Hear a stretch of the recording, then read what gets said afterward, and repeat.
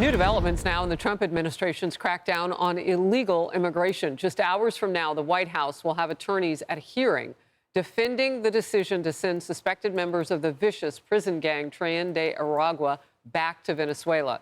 That gang has been linked to kidnapping, extortion, and random violent crime in cities across our nation.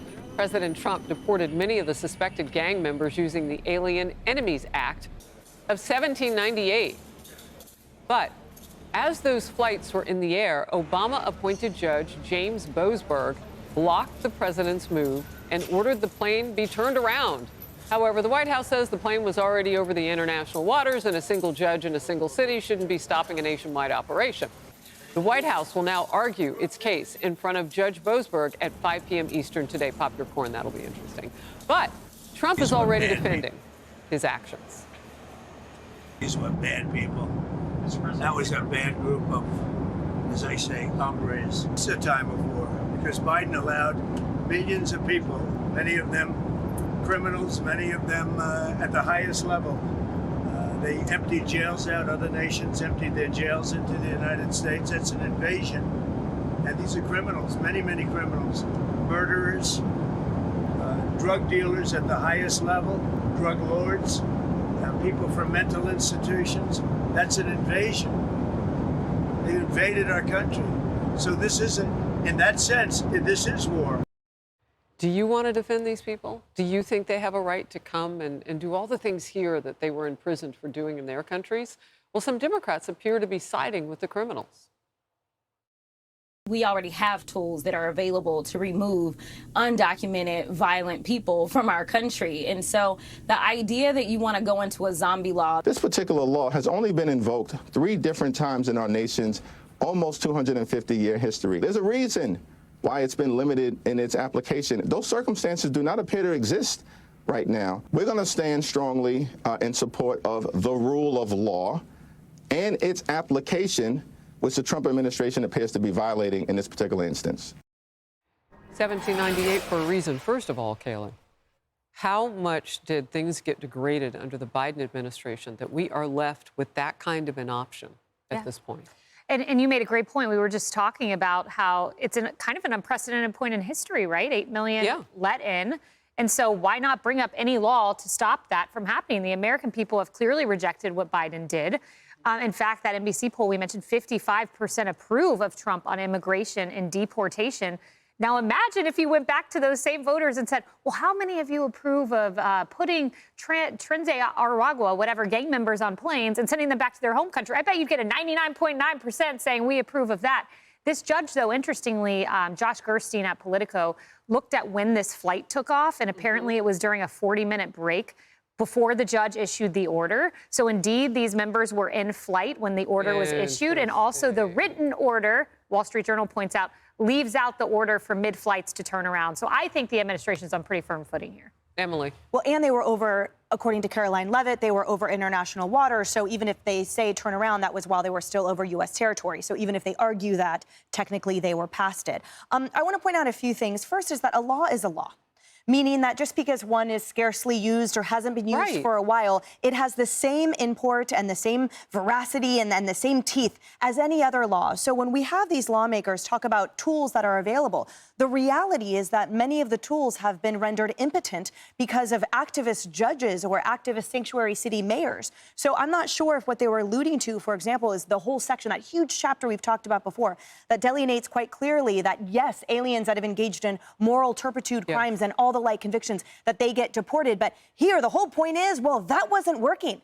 Or we need more. And here's the president's authority squarely within the Alien Sedition Act. And when you read it, it's so simple. It shall be lawful for the president of the United States to order all such aliens as he shall judge dangerous to the peace and safety of the United States. Well, given the criminal rap sheets, including rape and abuse of children, aggravated assault of police officers, and more, I think these people fit squarely into that. And final question, which is rhetorical at this point, why are these judges and the ACLU and these lawmakers fighting so hard to have these violent gang members return to the United States? You think it's rhetorical?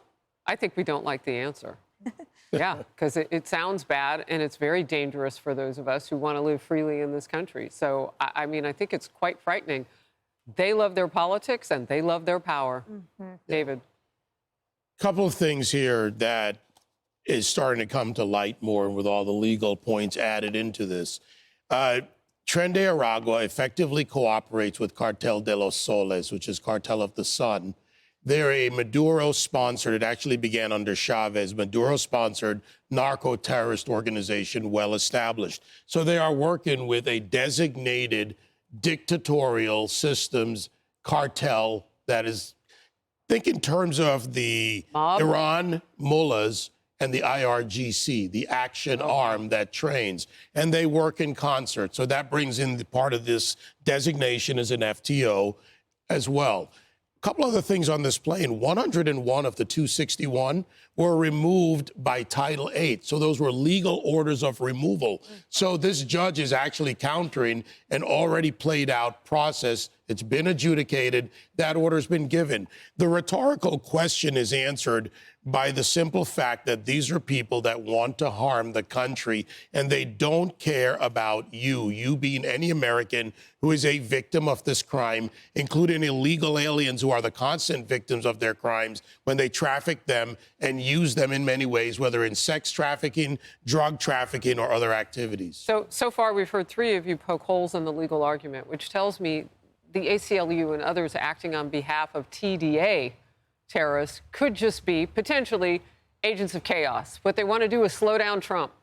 And I think it's also worth looking at the specific plaintiffs who are at the heart of this ruling by Judge Boasberg. There are 5 of them, 5 Venezuelan illegals that the ACLU is representing. I went back and read the court filings, and here are how some of them are described. One is referred to just as WGH, has, quote, been identified as a Tren de Aragua gang associate, but is not a technical member of the gang, according to the ACLU. Very convincing. Another plaintiff, JGG, is just covered to head to toe in tattoos that look a whole lot like those associated with Tren de Aragua. Oh, my goodness, okay. But it was just because he, quote, wanted to cover a monkey tattoo that he no longer liked. And on and on and on. Now, I'll let you be convinced. I'm not a legal mind. I'll let Emily and Kaylee do the legal reasoning here. But from where I sit, it looks a whole lot like the Democrats' argument, especially in regards to whether these people have been deprived of due process, is that Trump has to meticulously abide by every single scrupulous law on the book, while Joe Biden got to violate every single federal immigration law on the books to let them in the first place. That seems like an extremely discordant and very hypocritical response. Just from where I'm sitting. I'll give you a quick example. So Senator Daines of the great state of Montana was on with me last hour. He said at the end of the day, he learned 6 of those who were rounded up were in Bozeman. And so he looked over the weekend. He said, well, wait a minute. ICE had known about them, but under the Biden administration, they were held back. I mean, there's so much to the story where politics becomes so toxic. And really not working in our best interest. All right, we'll move. Hey, everyone. I'm Emily Campagno. Catch me and my co-hosts Harris Faulkner and Kaylee McEnany on Outnumbered every weekday at 12 p.m. Eastern, or set your DVR. Also, don't forget to subscribe to the Fox News YouTube page for daily highlights.